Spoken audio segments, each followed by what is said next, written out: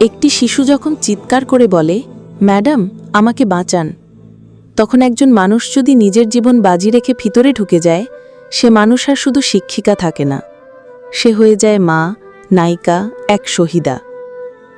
21শে July 2025-এ milestone স্কুলে দুপুরের class চলছিল। হঠাৎ একটি যুদ্ধবিমান এসে আঘাত করে ভবনে।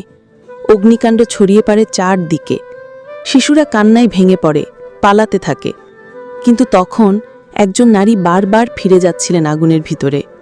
তার নাম মাহরিন চৌধুরী। তিনি নিজে না বাঁচলেও বাঁচিয়েছেন অনেক শিশুর জীবন।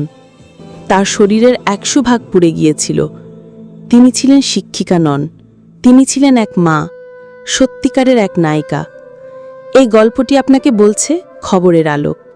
আপনি যদি চান এই সাহসিকতার কথা আরও মানুষ জানুক, তাহলে এখনই ভিডিওটি শেয়ার করুন।